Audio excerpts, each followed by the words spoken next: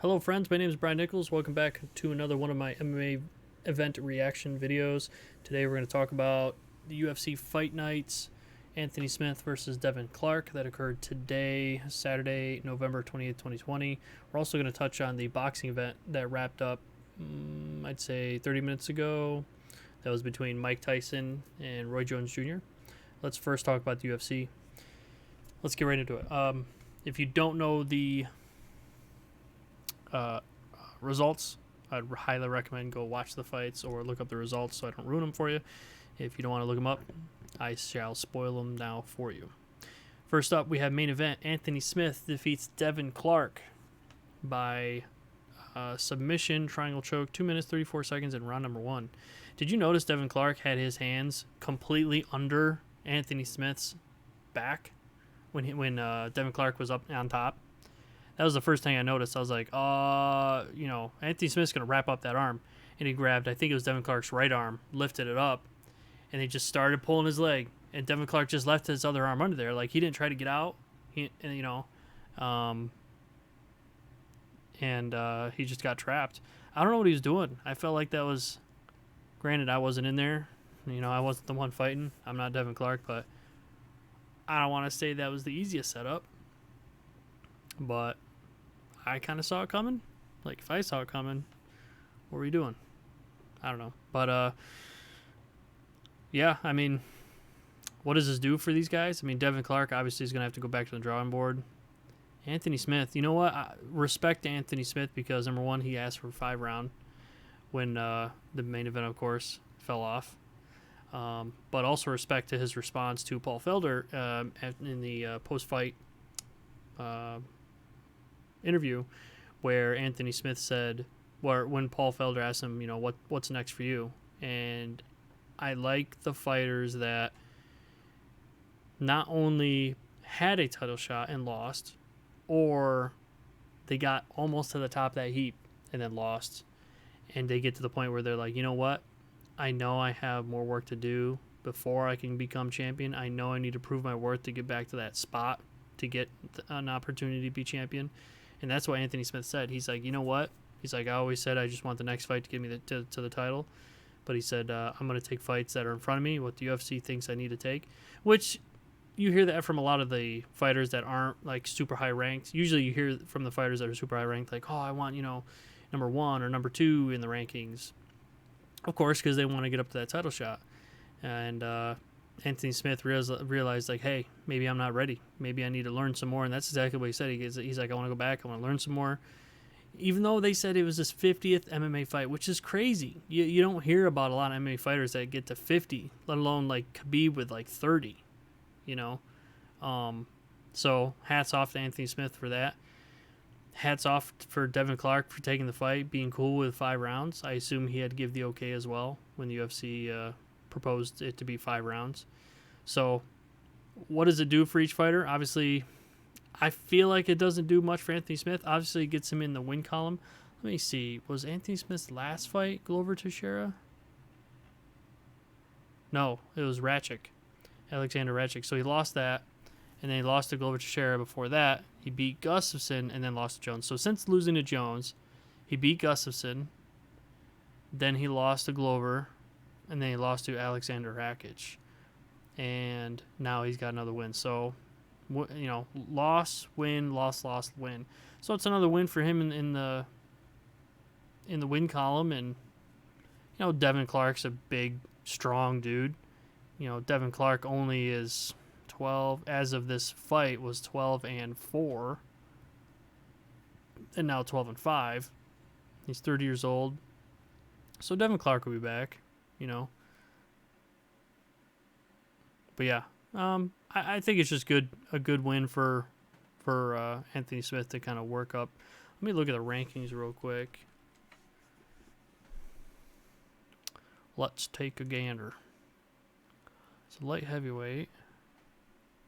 So obviously Jan Blachowicz we have as our champion. Glover's first, Thiago second. So Thiago should be getting the next shot since he just beat Glover.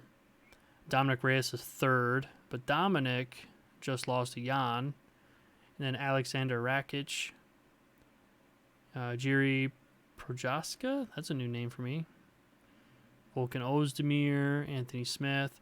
So, I mean, they could give another person that's below Anthony Smith, maybe a Johnny Walker or Misha Serkinov. I'm trying to remember if Anthony's actually fought them before. He hasn't fought Misha Serkinov. I don't think he hasn't fought Johnny Walker. So there's a couple fights if he just doesn't want to move exactly right up the rankings. He could fight maybe. He already beat Volkan. I'm pretty sure. Yeah, he beat Volkan. He could maybe take on Dominic Reyes if Reyes wants another fight, after his loss to Jan. So, yeah, that's what's next for Anthony Smith. Let's keep going down the card. Now, I was kind of in and out at this point because during the co-main and the fight before the co-main was when so let's talk about that, the Mike Tyson, Roy Jones Jr. Now, I'll preface this with, I watch MMA way more than I do boxing, so you can take my thoughts on boxing with a grain of salt. I will say, number one, it was cool seeing Israel Adesanya up in the commentary booth. It's interesting that it's his first gig at commentating, and then it's also in boxing, but yet he came through kickboxing. So I thought that was interesting. And then did you see in Mike Tyson's corner, Rafael Cordero was in his corner? What's up with that? I'm going to have to go do some research on that. Does Rafael Cordero do boxing? Does he do that on the side? Did he do that before MMA, during MMA? What's the association with Mike Tyson there? They said Rafael Cordero was in the corner. I was like, what? It's like, that's cool. So, yeah, let's see. It was 8 rounds, 2 minutes apiece. It was interesting at the post-fight interview. Let's talk about the results. A draw.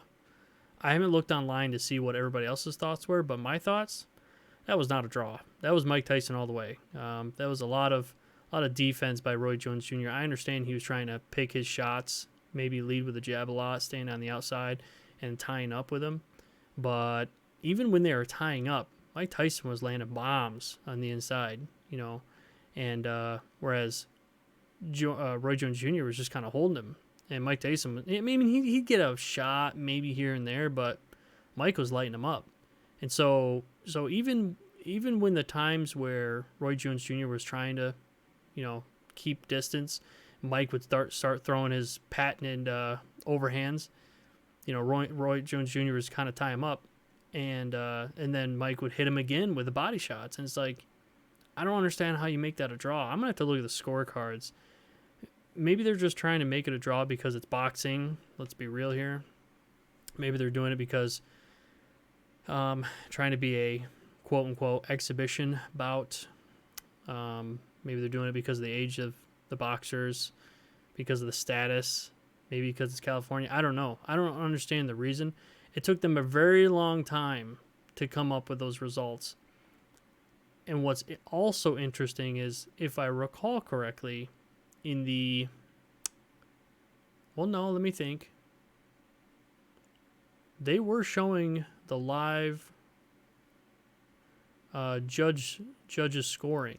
My question is, did they show that all the way up through the 7th round? So in the 8th round, did they show the judges' scores? Because at that point, we could count at least up through the 7th round to see score-wise who was winning, who was losing, or if it was a tie at that point.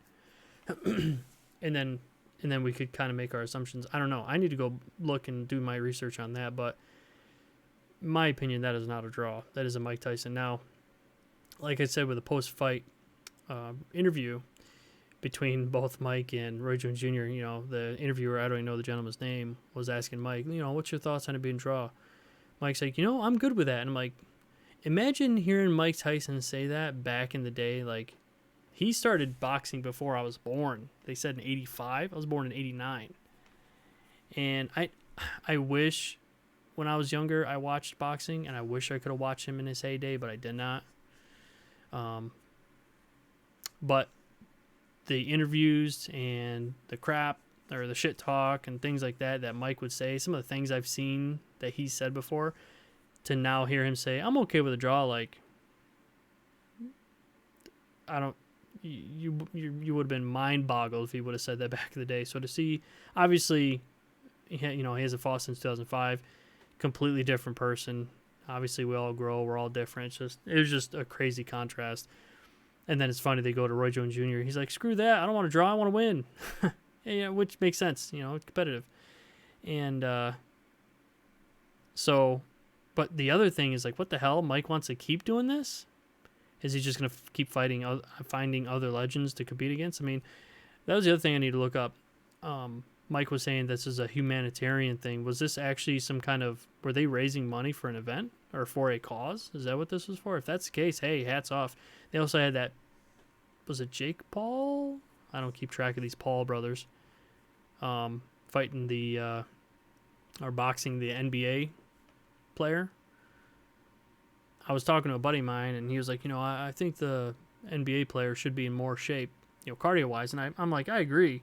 But again, from what I learned from MMA is, if you aren't doing this as much, and you got somebody that's even maybe a little less athletic as you, but they've been doing boxing a lot more, doing the specific mechanics of what you're about to partake in, I feel like they're going to have a little more energy because I could be wrong. I've never obviously been at that level. I've never done that myself. And, the inexperience showed, and you could see Mr. Paul there actually had experience, throwing overhands. I don't even know the gentleman's name from the NBA, but he was just like running in there. Pro debut. That was obviously just a little celebrity fight. But hey, if it brings in the views and makes the money for the event for Mike Tyson, and I assume whatever the money was going towards, hats off. Obviously that Paul guy is athletic. Obviously it looks like he's actually putting the work in boxing. My buddy was like, it'll be interesting to see when he actually goes against an actual person that's been boxing maybe their whole life, something like that. I was like, why even do that? Have him be a celebrity boxer. Just have him keep beating these people that want to make pro debuts or even had one boxing match that also has a big name. Just keep doing that. Keep making money that way. Keep getting a ton of experience. 20, 30 boxing matches.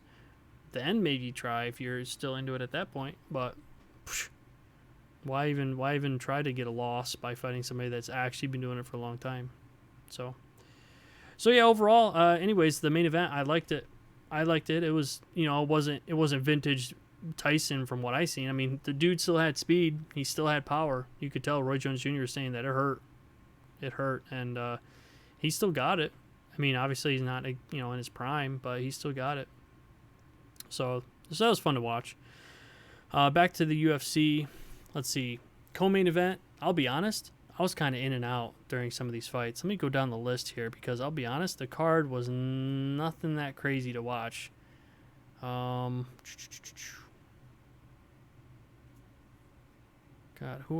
what other fights did I honestly sit and watch? I think this was on the prelims. Gina Mazzani versus Rachel Ostovich. Rachel needs to be cut. I'm sorry. She's not at the UFC level. I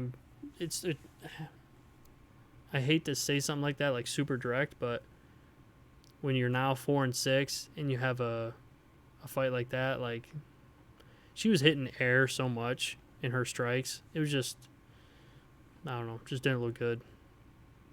So unfortunately, she's probably gonna get cut. If not, she needs to be. Let's see what else. Honestly, that's about all I'm going to comment on because a lot of it, I was like in and out, to be honest. The Ashlee Evans-Smith fight, that was okay. But nothing, yeah. I thought it was going to be a crazy card, but nothing really stuck out to me. I should probably start taking notes. I should probably start watching the fights more, but yeah, that's it. Let's talk about the next event that's coming up. I want to say, let's see, what's the next event? Is it next weekend? Because today's the 28th, so next week will be the 5th. So yes, there is another fight or another event. Jack Hermanson. Oh yeah, that's right.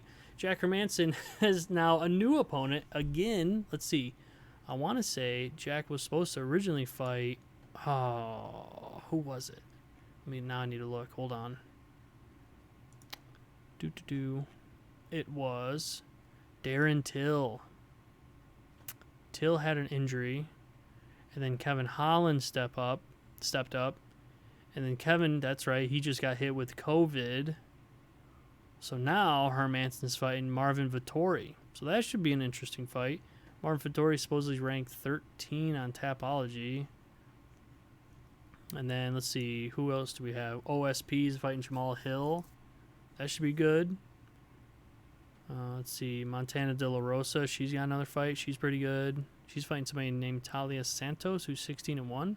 John Vellante. Oh no, is he fighting in heavyweight again? Oh no. Like, everybody likes John. Like, he's a nice dude and all, but did you see him at his heavyweight debut? Is this gonna be a heavyweight? Please tell me no. Please tell me no. Oh my god, it is. Oh boy. Yeah, that'll be interesting. God. Who else on the card that's sticking out? Luis Smolka's on the card. Jose Quinones, he's pretty good. Man, not much on this card either. That's crazy. Yeah, we got a couple smaller events coming up. Let's see, what's after that? Let me look real quick. What's on the horizon? I know we have that other pay-per-view. So the fight night. Wow. So, yeah. So we had this event. Next weekend's Hermansson versus Vettori. And then after that, it's UFC 256. Figgy versus Moreno. What a fucking crazy turnaround for that guy. For both of them. And then we end the 2020 year with Edwards versus Chimaev. Chimaev having a main event already. Holy shit. After 3 fights at the UFC. Crazy. And he's fighting Edwards. Ah. Wow. Okay. Anyways, that's it for me. I'll wrap up on this. Thanks for watching. Let's see. What do I have going on? I need to watch more. I haven't been watching Bellator much. I need to start popping on Bellator a little more, watching some of the other promotions. I've been busy with some other things. I still want to manage MMA fighters. I've been doing some other stuff, basically real estate, trying to learn some of that. Of course, my day job. So when it comes to MMA and stuff, I've been strictly just UFC right now, but I need to dabble in more. The thing is with COVID, like, I want to go to, I can't say I went to a lot, but I went to quite a few local MMA promotion events. Invicta. I went to Invicta was like the biggest one that kind of stays around here. What's James Krause's Gloria MMA? It's Kansas City Fighting Alliance. Yeah, KCFA I think is the old name, but I think it's under a new one now. I forget what it's called, but I used to go to that. There's also that Shamrock FC that comes around here. I'd go to that. There's another one. I forget the name of that one, but I used to go to quite a few, but with COVID, I don't go in any of them. So I'm missing out on local MMA events. I've also been really tempted to go back to an MMA gym. Speaking of James Krause, he opened a Glory MMA gym right near me, and I'm tempted to go, but because of COVID, I'm like, fuck, man, I want to go, but I don't know, with COVID and everything. Yeah. So what else is going on with me? I think that's the majority of it. Work. I'm trying to get a job that's, I don't know. I have things in works, basically. But still, I want my end goal with all this is I'm hoping to manage MMA fighters. I don't expect to make money. I just want to help people out. And I know I'm going to start local around here. And that's the thing is, if there's not a lot of local events going on, how am I going to be able to talk to local fighters? I'm going to have to figure it out. But, yeah. So anyways, if you know anybody in the Kansas City metro area or even right around me in the Midwest that's looking for help, I don't want to say I'll work for free, but I'm at the point where I'll help out just to get the experience. And if somebody's looking for somebody that's maybe not a manager full time, somebody that's just looking for somebody to help out, I work in IT. I can be handy with technical things, maybe social media, a website. But also I want to get to full management. So I want to be able to help people with their contracts, help people with finding fights in different promotions. I want to help them. Honestly, I want to build a team down. I have a whole vision on all this stuff. Maybe I'll make a different video about what I want to do. But for now, let's wrap it up. Thanks for watching. Hope you and your family and friends and loved ones are all safe. And everybody be smart, be nice to people, everybody's had a fucking crazy year this year. So yeah, with that I'll wrap up. Thanks for watching, and talk to you next week. Peace.